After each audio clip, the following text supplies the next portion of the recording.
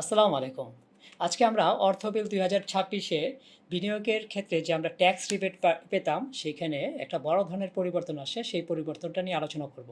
এবং এই পরিবর্তনের ফলে আপনাকে এখন প্রায় আগের তুলনায় ৫০% বেশি বিনিয়োগ করতে হবে, যদি আপনি আগের মতো সেম পরিমাণ ট্যাক্স রিবেট পেতে চান।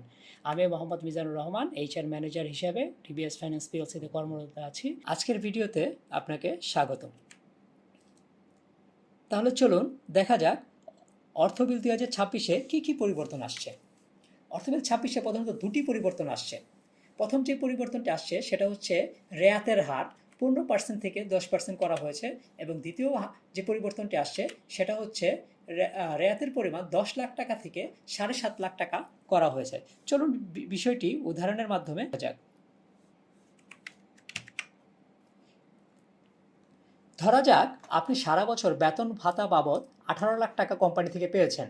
সো এই ১৮ লাখ টাকা সো এই ১৮ লাখ টাকার উপর কিন্তু আপনাকে সম্পূর্ণ টাকার উপরে কিন্তু ট্যাক্স দিতে হয় না, এর থেকে কিছু টাকা ট্যাক্স এক্সামশন পাওয়া যায়। সেটা দুইটা কন্ডিশনের উপর ডিপেন্ড করে। প্রথম কন্ডিশনটা হচ্ছে টোটাল ইনকামের 1/3 অথবা ৫ লাখ টাকা, এই দুইটা ফিগারের মধ্যে যে অ্যামাউন্টটা কম সেই টাকাটা আপনাকে ট্যাক্স রিবেট দিবে।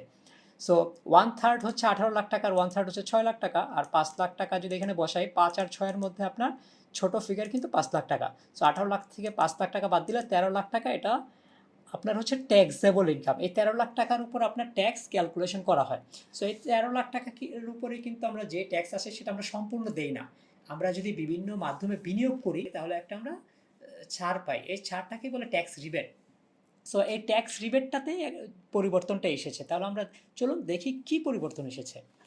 ট্যাক্স রিবেট পাওয়ার জন্য আপনাকে তিনটা কন্ডিশন ফুলফিল করতে হবে। প্রথম যে কন্ডিশন সেটা হচ্ছে আগের বছরে ছিল আপনার টোটাল ট্যাক্সেবল ইনকামের 3%, এটা এবছরও টোটাল ট্যাক্সেবল ইনকামের 3%ই রয়েছে। তারপরে থার্ড কন্ডিশনটা দেখেন, আমরা সেকেন্ডটাতে একটু পরে আসছি। থার্ড কন্ডিশনটা বলেছে আগের বছর ছিল ১০ লাখ টাকা, অথবা এই বছর সেটা চেঞ্জ হয়ে ৭.৫ লাখ টাকা হয়েছে। তার মানে হচ্ছে নেট ২.৫ লাখ টাকা এখানে কমে গিয়েছে। এবং দ্বিতীয় যে কন্ডিশনটা, এটাই হচ্ছে আমাদের বোঝার বিষয়। এখানে করা হয়েছে আপনি আগে টোটাল ইনভেস্টমেন্টের যা ইনভেস্টমেন্ট করতেন তার ১৫% পর্যন্ত আপনি ট্যাক্স রিবেট পেতেন, এটাকে এখন ১০% করে দেওয়া হয়েছে। এর ফলে আপনার কিন্তু যে ৫% চেঞ্জ হয়েছে, এর ফলে আপনার কিন্তু বিনিয়োগ ৫০% বেড়ে যাবে। চলুন ব্যাপারটা তাহলে আমরা বোঝা যাক। ধরেন আমরা যদি এইখানে জিনিসগুলো আপনাকে বোঝাই, দেখেন আপনার যে টোটাল ট্যাক্সেবল ইনকাম ছিল ১৩ লাখ টাকা, রাইট? এই ১৩ লাখ টাকার আপনার প্রথমে বলেছিল কি 3%। ১৩ লাখ টাকার এই যে আমার 3%, প্রথম কন্ডিশন ছিল যে ৩% পর্যন্ত আপনাকে ট্যাক্স রিবেট দিবে। তো ৩% আসে ৩৯,০০০ টাকা। সেমভাবে এই ১৩ লাখ টাকার ২৪ সালেও আপনার ৩% ছিল, ২৫-ও ৩%। সো দুইটা ক্ষেত্রে আপনার ৩৯,০০০ টাকা আপনার প্রথম কন্ডিশন অনুসারে ট্যাক্স রিবেট আসে। এর মানে কি? এর মানে হচ্ছে আপনি কোনোভাবেই ৩৯,০০০ টাকার বেশি কিন্তু আর ট্যাক্স রিবেট পাওয়ার সুযোগ নেই, কারণ এই তিনটা কন্ডিশনের মধ্যে যেটা সব থেকে ছোট সেই কন্ডিশনটা যেটা ফুলফিল করবে সেই টাকাটাই আপনাকে ট্যাক্স রিবেট দিবে। তার মানে আপনি হয়তো ৩৮, ৩৭, ৩৬ বা 0 টাকা পর্যন্ত ট্যাক্স রিবেট পেতে পারেন, কিন্তু ৩৯,০০০ টাকার বেশি কিন্তু ট্যাক্স রিবেট পাবেন না। তো তৃতীয় কন্ডিশনটা হচ্ছে হলো ১০ লাখ টাকা, যেটা আগে ছিল এখন ৭.৫ লাখ টাকা করা হয়েছে। তাহলে ১০ লাখ টাকা থেকে তো ৩৯,০০০ টাকা অনেক ছোট। সো এই কন্ডিশনটা কিন্তু এখানে আর কম্পেয়ারেই আসবে না। সো দ্বিতীয় যে কন্ডিশনটা আছে সেটা হচ্ছে আপনি যদি ৩৯,০০০ টাকা পেতে চান তাহলে কিন্তু আপনাকে বিনিয়োগ করতে হবে। ধরেন আপনি ০ টাকা বিনিয়োগ করেছেন, কোনো টাকা বিনিয়োগ করেননি, ০ টাকা বিনিয়োগ করেছেন, তাহলে ৩৯, ০, ১০ লাখ এর মধ্যে ছোট কোনটা? 0। তার মানে আপনি ১ টাকাও রিবেট পাবেন না। তার মানে আপনাকে রিবেট পেতে হলে আপনাকে বিনিয়োগ করতে হবে। এখন কত টাকা বিনিয়োগ করতে হবে দেখেন। ধরেন আপনার যে ইনভেস্টমেন্ট ফিগার সেটা কত হবে? দেখেন আগে যদি আপনার ধরেন আপনার এই ট্যাক্সেবল ইনকাম ১৩ লাখ টাকা ছিল, ঠিক আছে? ধরেন এই ৩৯,০০০ টাকা, সরি আপনার প্রথম কন্ডিশনটা ছিল আমার ট্যাক্সেবল ইনকামের 3% ছিল ৩৯,০০০ টাকা। তো এই ৩৯,০০০ টাকা পর্যন্ত আমি সর্বোচ্চ পেতে পারবো। তো ৩৯,০০০ টাকা যদি আমার আগে যেখানে ১৫% পর্যন্ত আমাকে ট্যাক্স রিবেট অ্যালাউ করতো বিনিয়োগের, তো সেখানে আমি যদি ১৫ দিয়ে ভাগ দিই তাহলে আপনাকে আসে ২,৬০,০০০ টাকা। কিন্তু সেটা এখন 10% করে দেওয়ার কারণে দেখেন আপনার কি হয়েছে, 10% করে দেওয়ার কারণে আপনাকে 3,90,000 টাকা বিনিয়োগ করতে হবে। এটাই হচ্ছে বোঝার বিষয়। দেখেন, যেখানে আপনি আগে 2,60,000 টাকা বিনিয়োগ করলে 15% থাকার কারণে আপনি 39,000 টাকা ট্যাক্স রিবেট পেতেন। কিভাবে আসলো 39,000 টাকা? দেখেন, আপনি এখন হিসাব করেন 2,60,000 টাকা আগে যেহেতু 15% ছিল, তাহলে আপনাকে কত আসে? 39,000 টাকা। আর এইখানেও যদি আপনি দেখেন, আপনার 3,90,000 টাকার যদি আপনি দেখেন 10% করেন তাহলে কত আসছে? 39,000 টাকা। এখন দেখেন, এটাও 39, এটাও 39, তার মানে আপনি মিনিমাম 39ই পাবেন। কিন্তু এটা যদি 38 হতো তাহলে আপনি কত পেতেন? তাহলে 38ই পেতেন।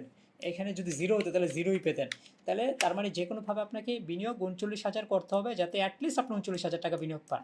তো এই 39,000 টাকা আপনার ট্যাক্স রিবেট পাওয়ার জন্য আপনাকে কিন্তু আগে 2024-25 অর্থ বছরে 2,60,000 টাকা বিনিয়োগ করলেই হতো। কিন্তু এখন এই 15 থেকে 10% করার কারণে আপনাকে কিন্তু 3,90,000 টাকা বিনিয়োগ করতে হবে। তার মানে হচ্ছে আপনি আগে যেখানে 2,60,000 করতেন, এখন 3,90,000 করার কারণে 1,30,000 টাকা কিন্তু আপনাকে অতিরিক্ত বিনিয়োগ করতে হচ্ছে।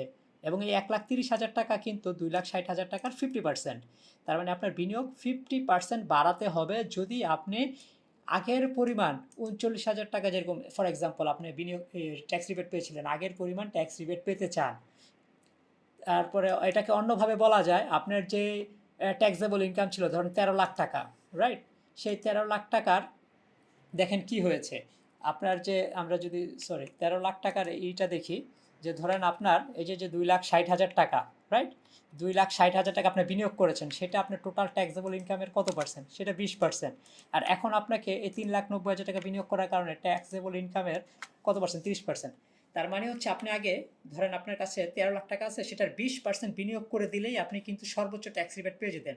কিন্তু সেক্ষেত্রে এখন 20% না, আপনাকে আপনার যে ট্যাক্সেবল ইনকাম, টোটাল আপনার যত টাকা ট্যাক্সেবল আছে সেটার 30% বিনিয়োগ করলে আপনি সমপরিমাণ ট্যাক্স রিবেট পাচ্ছেন। সো তার মানে হচ্ছে আপনার টোটাল যে ট্যাক্সেবল ইনকাম সেটার কিন্তু 10% বেশি বিনিয়োগ করতে হচ্ছে। আর বিনিয়োগের ফিগার কম্পেয়ার করলে সেটা 50% বেশি বিনিয়োগ করতে হচ্ছে আগের বছরের বিনিয়োগের তুলনায়। আশা করি ব্যাপারটা বুঝতে পেরেছেন। সহজ কথায় বললে, আগে আপনি যদি ধরেন 10 লাখ টাকা আপনার ট্যাক্সেবল ইনকাম হয়, আপনি 2 লাখ টাকা বিনিয়োগ করলেই আপনি 30,000 টাকা ছাড় পেয়ে যেতেন। কিন্তু এখন 3 লাখ টাকা বিনিয়োগ করলে আপনি 30,000 টাকা ছাড় পাবেন। তার মানে হচ্ছে আপনাকে কিন্তু অতিরিক্ত 1 লাখ টাকা বিনিয়োগ করতে হচ্ছে যদি আপনার ট্যাক্সেবল ইনকাম 10 লাখ টাকা হয়। সো এবং এইটার কিন্তু একটা ডেডলাইন আছে, আপনাকে যে কোনো এই বিনিয়োগটা 30শে জুনের মধ্যে করতে হবে। 30শে জুনের পরে বিনিয়োগ করলে কিন্তু সেটা আর আপনার ট্যাক্স রিবেট পাওয়া যাবে না। আর কিছু লিমিটেশন আছে, চাইলেও বিনিয়োগ সব জায়গায় করা যায় না। আর কোন কোন জায়গায় আমরা বিনিয়োগ করতে পারবো? আমরা ডিপিএসে বিনিয়োগ করতে পারবো, সঞ্চয়পত্রেতে বিনিয়োগ করা যায়, তবে সঞ্চয়পত্রের ক্ষেত্রে একটা লিমিটেড অ্যামাউন্ট পর্যন্ত বিনিয়োগ করা যায়। লিস্টেড শেয়ারের আছে, শেয়ারের বিনিয়োগের ক্ষেত্রে অবশ্যই সতর্ক হতে হবে। মিউচুয়াল ফান্ডে বিনিয়োগ করা যায়, ইন্স্যুরেন্স পলিসি আছে সেগুলোতে বিনিয়োগ করা যায়, সুকুক বন্ডে বিনিয়োগ করতে পারেন। এই ছিল আজকের ভিডিও। Thanks for watching.